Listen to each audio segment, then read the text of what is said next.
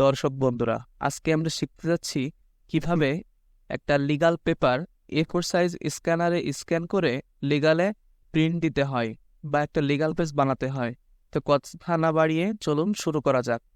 তো তার জন্য সর্বপ্রথম আমরা অ্যাডোবি ফটোশপ 7.0 ওপেন করে নিই। এখানে আপনি অ্যাডোবি 7.0 কিংবা 2017-19 যে কোনোটা চাইলে ব্যবহার করতে পারবেন।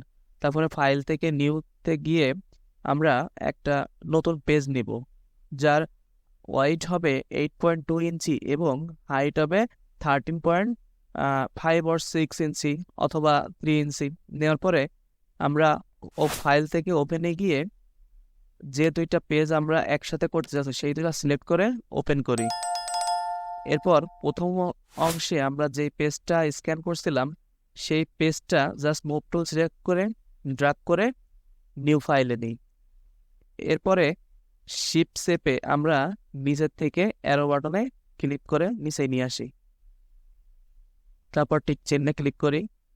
এবার দ্বিতীয় যে পেজটি আমরা স্ক্যান করছিলাম সেই পেজটা অবশ্যই ড্র্যাগ করে নতুন পেজে নিই।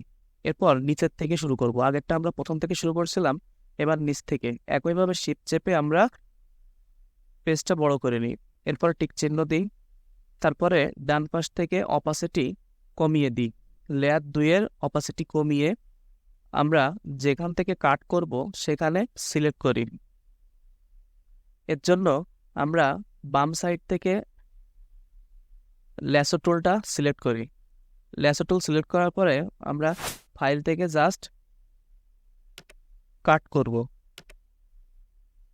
তো সব কিছু সিলেক্ট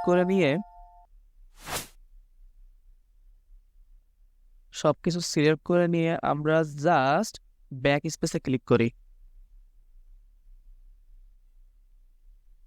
ব্যাক স্পেসে ক্লিক করার পরে আমরা অপাসিটিটা ফুল করে দিই, অর্থাৎ 100% করে দিই। এখন আমরা ফাইলটা একটু জুম করে আমরা দেখে নেব আমাদের সবকিছু লেখা সঠিক আছে কিনা। যদি সবকিছু সঠিক এবং ঠিকঠাক থাকে তাহলে দুইটা লেয়ারে আমরা একত্র করব। তো কন্ট্রোল-ই চাপ দিই, কন্ট্রোল-ই চেপে লেয়ার একসাথে করার পরে আমরা ফাইলটারে পিডিএফ করে রাখবো। আপনি যদি চান তাহলে প্রিন্ট দিতে পারেন। তো এখান থেকে আমি আমার ফাইলের নাম দিই, আমার ফাইলের নাম দেবো পেজ 2। তো এখান থেকে নিচের থেকে ফরম্যাটে আমরা পিডিএফ করি। এরপর চাইলে আমরা পিডিএফ করতে পারি অথবা প্রিন্ট করতে পারি।